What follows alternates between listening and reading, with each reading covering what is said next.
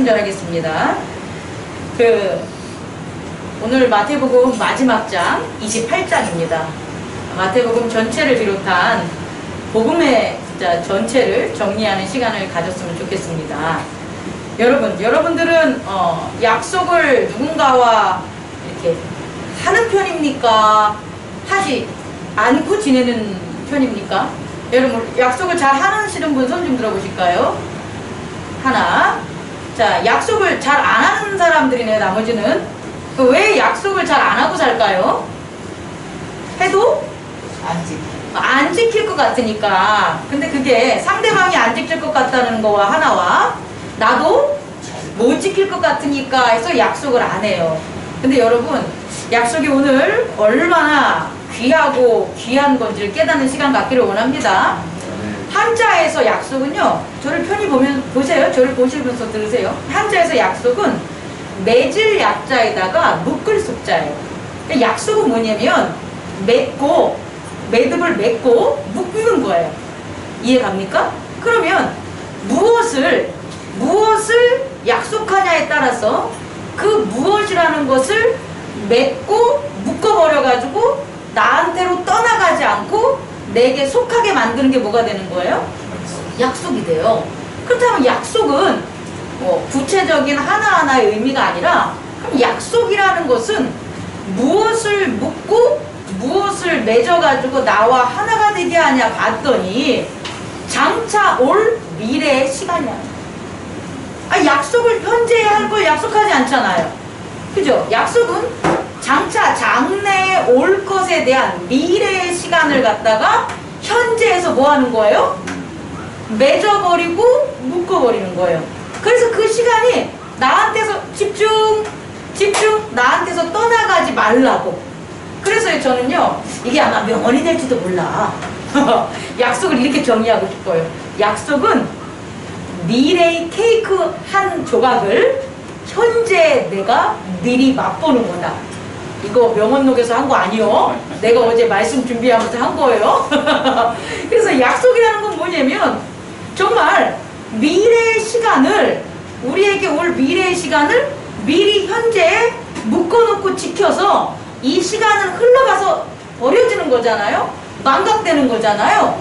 그것을 하지 않으려는 게 뭐가 된다? 약속이라는 것을 여러분 깨닫기 바랍니다. 그런데요, 이 약속이 미래의 시간을 현재로 가져오는 선물이잖아요. 그죠? 그래서 약속이 주는 힘이 있어요. 약속이 주는 파워가 있어요. 미래에 나한테 올 케이크를 내가 미리 맛보면 케이크를 먹었잖아요. 그래서 뭔가 힘이 있어요.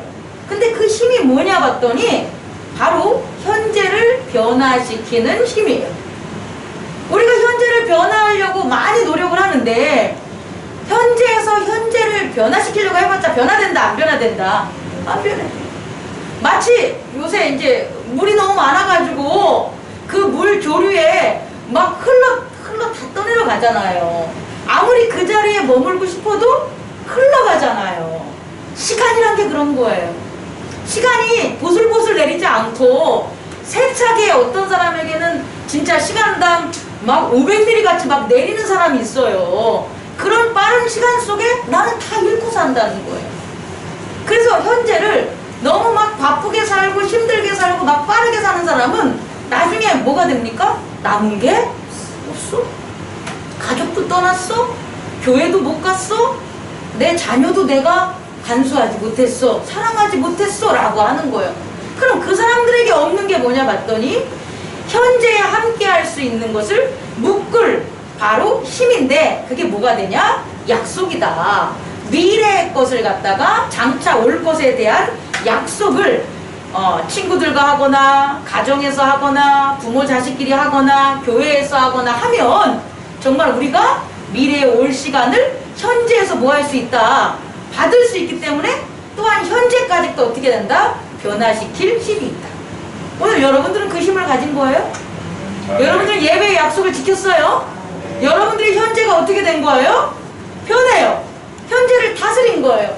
만약에 오늘 그 약속을 못 지켰다면 현재는 그대로 있는 거예요. 아니 물에 휩쓸려 가가지고 이렇게 되는 거죠. 그래서 아무것도 남지 않는, 잠이나 잔다든지 TV를 본다든지 방구석에 있다든지 혹은 술을 한 잔 마신다든지 이렇게 흘러보내는 거예요. 근데 그게 아니라 여러분이 약속이라는 걸 지켰기 때문에, 예배의 약속을 지켰기 때문에 현재를 다스릴 수 있는 힘을 여러분들이 가짐을 잊지 마시기 바랍니다. 그 힘이 있는데, 시간을 지배하는 능력인 그 힘이 있는데 뭔들 못하겠어요. 그렇지 않습니까? 시간을 지배하는 힘이 없으니까 하는 것마다 안 되는 거예요.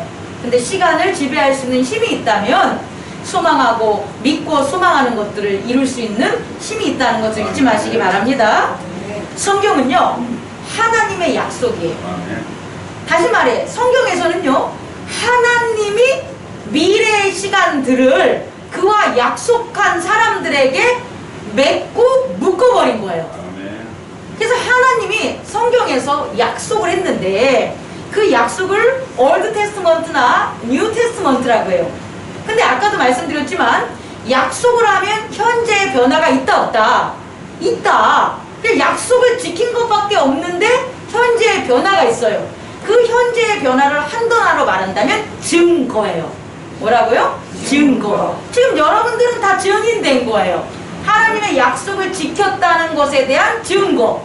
이해할 수 있겠습니까? 다시 말해, 성경은 하나님이 그의 백성과 집중, 그의 백성과 약속한 건데 그 약속한 것이 그냥 약속했어로 끝나는 게 아니라 그 증거들을 기록해 놓은 게 바로 뭐가 된다? 성경이라는 것을 잊지 마시기 바랍니다. 그래서요, 올드 테스트먼트나 저는 뉴 테스트먼트, 구약이나 신약이나 세 가지의 하나님의 약속으로 이루어졌다. 그것을 깨닫기 바랍니다. 이 세 가지의 약속이 뭐냐면, 첫 번째는 뭘까요? 십자가의 약속입니다. 뭐라고요? 십자가의 약속. 이 십자가는요, 예수 그리스도 때만 가르쳐준 게 아니에요. 여러 선지자들 구약에 있어서도요, 그의 말씀을 지키는 게 십자가를 지는 거였어요. 우리가 잘 알고 있는 누구죠? 고래 뱃속에 들어간 요나 같은 경우는 니느웨의 미래에 대한 하나님의 약속이었잖아요. 그죠? 근데 그 약속을 이루려면 뭐가 필요했던 거예요? 요나의 십자가가 필요했잖아요. 근데 요나가 그 십자가에 대한 약속을 지키지 않았기 때문에 고래 뱃속에 들어간 거잖아요. 그리고 다시금 십자가의 약속을 깨달은 다음에 어떻게 된 거예요? 그 약속을 지켰잖아요.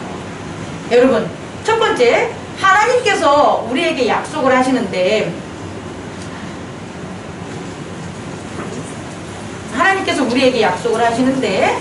첫 번째는 뭐냐면 십자가에 약속을 하셨다라는 걸 잊지 마시기 바랍니다. 그럼 우리 다 우선 정할게요. 첫 번째는 십자가에 약속을 하셨고, 두 번째는 그럼 뭐에 약속을 했을까요? 부활에 약속을 하셨다는 거예요. 그러니까 부활도 약속인 거예요. 그 다음에 세 번째는 뭐에 대한 약속을 했을까요? 재림에 약속을 하셨다. 그러니까 여러분들이 올드 테스트먼트나 뉴 테스트먼트 이 성경을 보면서 하나님이 우리에게 한 약속이 몇 가지냐고 하면 세 가지를 갖다가 우리 잊지 말아야 되고 우린 지켜야 되는 거예요. 왜냐면 그 외에 약속은 안 하셨어요. 하나는 뭐다? 십자가에 대한 약속. 또 하나는 부활에 대한 약속. 세 번째는 재림에 대한 약속이다. 그럼 한번 봅시다. 하나하나씩. 십자가에 대한 약속은요, 마태복음 16장 24절에 나오는데 제가 읽겠습니다. 이에 예수께서 제자들에게 이르시되 누구든지 나를 따라오려건 자기를 부인하고 자기 십자가를 지고 나를 따를 것이요. 예수 그리스도께서는 하나님과 십자가의 언약을 맺은 거예요. 그럼 하나님께서는 십자가의 그 언약에서 하나님은 예수님에게 뭘 준다고 할까요? 부활을 주신다고 약속을 하신 거예요. 그 부활은 너에게 준 성령을 너가 나누게 해주겠다라는 걸 준 거예요. 그러면 그 십자가를 지려는, 그럼 예수님은 무엇을 지켜야 되는 걸까요? 자기를 부인하는 거예요. 약속은 항상 양방이 있단 말이에요. 쌍방이 체결하는 게 약속이잖아요. 그럼 십자가라는 약속은 도대체 뭔가를 봤더니 하나님께서는 죽은 자 가운데 뭐 하시겠다는 거예요? 살려주겠다는 게 하나님의 약속이고, 그것을 따르는 예수님은 뭐 하시겠다는 거예요? 자기를 부인하겠다는 걸 지킨 거예요. 그래서 예수님은 자기가 뭐였다는 거예요? 유대인의 왕이었다는 것을 부인한 거예요. 그럼 예수님도 약속을 지켰고 하나님도 약속을 지켰겠죠. 그래서 십자가의 약속이 증언이 되는 거예요. 그래서 우리한테 십자가의 약속을 지키면 어떻게 될까요? 하나님은 우리를 뭐 하실까요? 부활시킨다는 거예요. 근데 이 부활은 장래적인 미래에 대한 것, 미래적 시간이 아니라 현재에 있어서 그거를 맛보게 한다는 걸 잊지 말아야 돼요. 이해하실 수 있겠습니까? 그러면 우리가 예수님처럼 첫 번째 언약을 지켜야 되면 우리는 무엇을 지켜야 돼요? 그러니까 십자가의 언약인데 내가 지켜야 될 게 뭐냐고요? 자기를 부인해야 돼요. 나를 부인해야 돼요. 제가 부활이라는 그 생명, 조금 이따 설명하겠지만, 부활이라는 하나님의 열매를 맺으려면 제가 뭘 지켜야 되냐면 나를 부인해야 돼요. 제가 목사야 그러면 저는 십자가의 약속을 못 지키는 거예요. 이해할 수 있겠습니까? 제가 목사지만 유대 왕인 예수 그리스도가 유대의 왕이었지만 유대 왕을 어떻게 하는 거예요?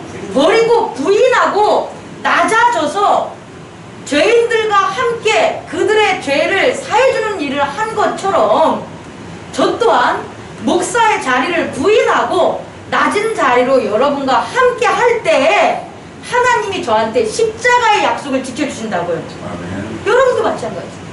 여러분이 부모가 됐다고 해서 내가 네 부모야, 너 내 소유야, 너 왜 내 말도 안 들어, 너 이거 해, 이렇게 돼, 이거 먹어, 이렇게 하면 여러분 된다 안 된다?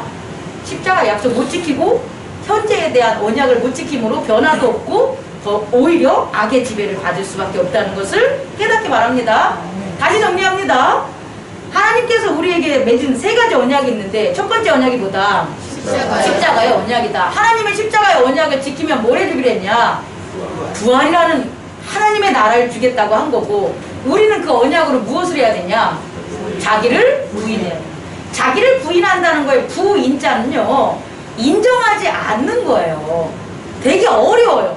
그러니까 없는 거와 이미 있는 것을 부인하는 게 힘든 거예요. 왜냐면 이미 있다는 것은 우리가 눈으로, 귀로, 이런 감각으로 뭐 하기 때문에?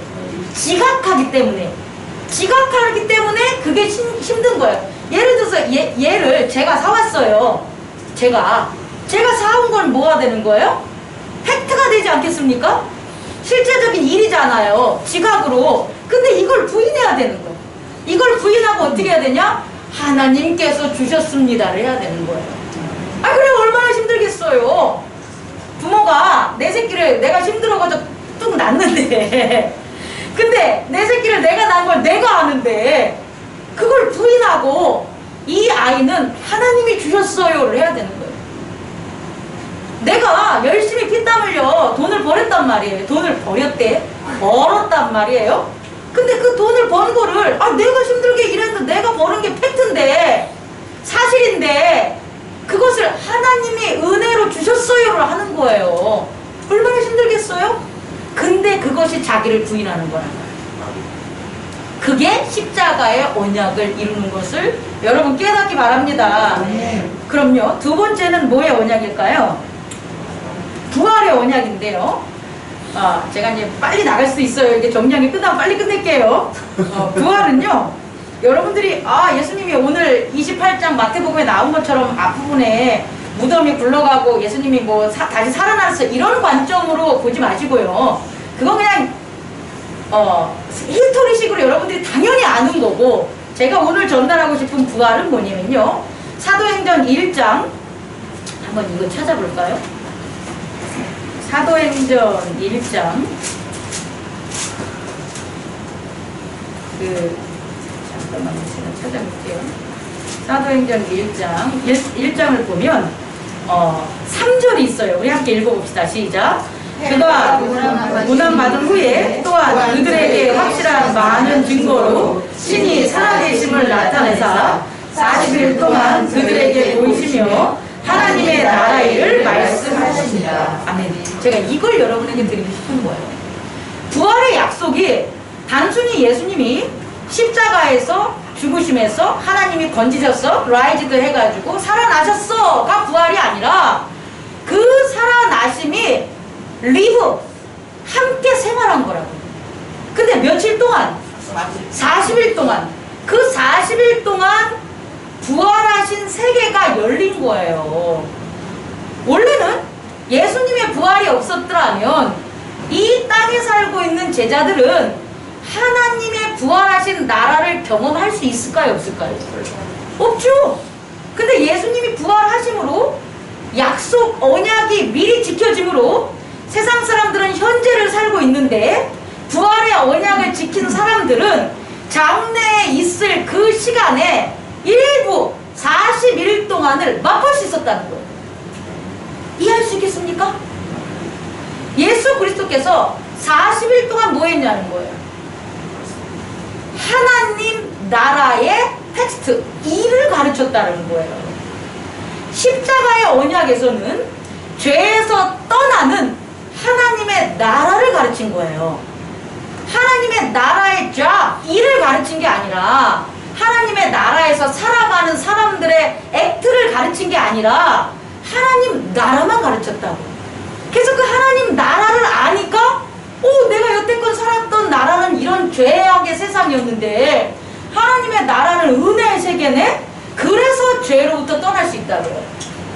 예수님께서 십자가의 언약으로 우리에게 줄 수 있는 것은 자기를 부인함으로 하나님 나라를 보게 하셔서 종국에는 죄에서 떠나가게 하는 것이 십자가의 언약의 효용이라면 부활의 언약의 효용은 뭐냐면 그 죄에서 떠난 자들, 그 떠난 자들에게 하나님 나라의 일을 가르치는 거예요. 그래서 여러분들이 십자가의 언약을 안 지키면 십자가의 언약을 안 지키고 교회 와서 하나님 일 하겠다는 사람들 때문에 망해요. 이해 갑니까? 십자가의 언약으로는 하나님 일을 못해요. 십자가의 언약은 죄에서 떠나는 그 일밖에 못하는 거예요. 근데 하나님의 일을 하려면 부활의 언약을 받아야 된다는 거예요. 부활의 언약을 지켜야 된다는 거예요. 그럼 부활의 언약은 그럼 뭐냐 본 거예요. 봤더니 오늘 마태복음 28장에 보면 부활의 언약에 참여하고자 하는 사람들이 그 부활한 예수님을 만나가게 되면서 이들에게 어떤 변화가 있냐 봤더니 성령을 받았다는 거예요. 이해할 수 있겠습니까? 다시 말해 부활의 약속은 하나님이 우리에게 뭘 주시겠다는 거예요? 성령을 주시겠다는 거예요.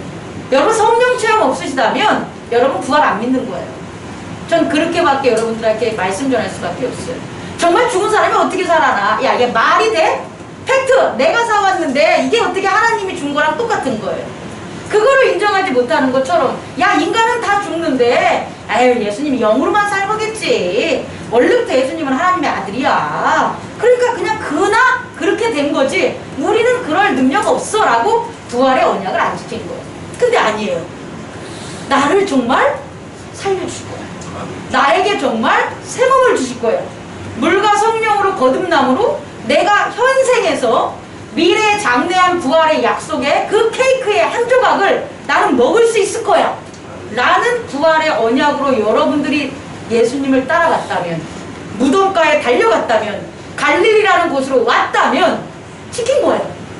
다시 말해 부활은 갈릴리에 온 제자들에게 한정된 거예요. 약속을 한 내가 다시 살아나서 거기 갈 건데 니들 거기로 와 라고 했을 때 거기로 안 온 자들은 어떻게 되는 거예요? 부활의 언약을 안 지킨 거예요. 그리고 부활하신 예수님과 만나지 못하는 거예요. 40일 동안에 예수님께서 하나님 나라의 일을 가르쳐 줄 때 그곳에 있지 않는 자들은 그것을 배우지 못한다는 거예요. 우리 또한 우리가 부활했다면, 부활의 언약이 있다면 우리는 가야 될 곳이 있다는 거예요. 그 가야 될 곳이 어딘지 아십니까? 성전입니다. 예수님이 제자들에게 예수님이 제자들에게 갈릴리로 오라고 한 그곳이 오늘날 여러분 교회요 성전이 되는 거예요. 그 교회의 성전에서 하나님께 진정으로 예배드리고 이웃을 사랑할 때 성령을 너에게 주겠다는 거예요. 너희가 부활의 언약을 지켰기 때문이에요. 그리고 그 부활의 언약을 지킴으로 우리는 하나님 나라의 일을 배우는 거예요. 40일 동안 하나님 나라의 일을 배우는 거예요. 서로가 보면 아 이거 있잖아요. 나무가 쓰러지는데 이거는 이렇게 하는 거예요. 이렇게 교인일 하는 게 아니라고. 그건 너네 집에 가서나 하라고. 당신네 사업장에 가서 하라고. 교회에서는 일을 막 잘하고 능력 있고 돈 없어서 안 하는 곳이 아니라 믿음 가운데 서로 사랑하면서 서로 아껴주면서 다툼 없이 거룩과 화평 가운데 그 나무를 묶는 거예요. 그게 하나님 나라의 일을 하는 거예요. 그것을 가르치는 거예요. 누가 목사도 가르치고 장로님도 가르치고 집사님도 가르치고 서로 그렇게 하나님 나라의 일들을 배우고 나누는 게 부활의 언약을 지킨 자들이 할 수 있는 거예요. 그래서 여러분 저 사람이 부활의 언약을 안 지켰어. 그러면 너 부활의 언약 안 지켰지? 이렇게 하면 안 되고 잘 봐서 교회 안에 텍스트를 할 때 화평과 거룩함으로 하는지 그 속에 정욕과 시기와 다툼으로 하는지를 보면 돼요. 근데 교회 안에서 화평과 거룩함으로 일을 하고 서로 섬기고 살아간다면 그 사람들은 부활의 언약을 지킨 거예요. 그게 증거예요. 가정에서도 마찬가지예요. 사업에서도 마찬가지예요. 교회에서는 서로 지키다가 가정이나 나의 직장이나 사업터로 가면 거기에 부활이 또 사라져버려. 부활의 언약을 지키지 않아. 가정에 그 가족들의 부활의 언약을 안 지켜. 그럼 또 다툼이 있는 거예요. 또 정욕적인 거예요. 또 싸우는 거예요. 여러분 구별할 수 있는 능력 가지시기 바랍니다. 이게 부활의 언약을 지켰을 때 일어나는 일입니다. 세 번째는요. 이렇게 부활의 언약을 지키면 뭐 한다 그랬어요? 하나님의 일을 알게 되는 거잖아요. 가르쳐 주셨으니까 하나님 나라의 일을 배우게 되는 거잖아요. 40일 동안 제자들이 하나님 나라의 일을 배운 거잖아요. 어떻게 배웠을까요? 육체로? 지식으로? 아니죠. 성령으로. 내 안에 깨어난 성령이 내 영을 깨워서 속사람을 깨워서 그 속사람 성령의 가르침으로 우리가 하나님의 일을 배운 거예요. 기술로 배운 게 아니고 지식으로 배우는 게 아니고 습관으로 연습으로 배우는 게 아니라는 거예요. 그래서 하나님의 일은요 항상 이렇게 말씀 중에 은혜 중에 깨달아서 내가 탁 인스피리트 영감을 나누면서 그렇게 해야지 라고 하는 것들이 대부분이에요. 계획적으로 이렇게 해서 이렇게 될 거야 라고 해서 거기서 이루어지는 일을 가지고 하나님의 일이라고 할 수 없어요. 하나님의 일은요 은혜와 진리 가운데 여러분에게 있음을 잊지 마시기 바랍니다. 근데 일을 배웠어요. 그럼 이들에게 또 약속이 있네요. 무슨 약속이 있어요? 세 번째, 재림의 약속이 있어요. 사실상 저는요 오늘 함께 읽었던 선교 대명사인 예수께서 나와 말씀하여 이르시되 하늘과 땅의 모든 권세를 내게 주셨으니 그러므로 너희는 가서 모든 민족을 제자로 삼아 아버지와 아들과 성령의 이름으로 세례를 베풀라 라는 게 저는 재림의 약속이라고 여러분에게 전하고 싶어요. 재림의 약속을 하면 요한계시록에 새하늘과 새 땅이라고 하는데 새하늘과 새 땅은 미래에 완전히 이루어지는 거고 약속은 뭐라 그랬어요? 미래에 일어날 것을 현재에서 어떻게 한다는 거예요? 미리 그 케이크를 먹을 수 있다는 거죠. 그러면 지금 마태복음 29장에 한 아버지와 아들과 성령의 이름으로 세례를 베풀라는 게 여러분 이 일이 하나님 나라 일입니다. 이 일이 인자가 하는 일입니다. 이 일이 보좌 위에 앉은 예수님이 하는 일입니다. 이해할 수 있겠습니까? 그 일을 재림의 약속을 믿은 자들에게 하는 거예요. 이해할 수 있겠습니까? 부활의 약속을 믿는다고 해서 여러분 복음을 전할 수 있지 않아요. 나 부활의 약속 믿어. 그래서 하나님의 나라를 체험한다니까요. 신령한 성품에 참여한다니까요. 근데 그렇다고 아버지와 아들과 성령의 이름으로 세례를 주는 그와 같은 왕의 노릇을 하지 못해요. 여러분 이해할 수 있겠습니까? 이것은요, 재림의 확신이 있어서 누구와? 예수 그리스도, 재림하시는 예수 그리스도와 내가 함께 뭐 하겠다? 일하겠다는 거예요. 내가 그의 군병이 되겠다는 거예요. 내가 그와 함께 하겠다는 거예요.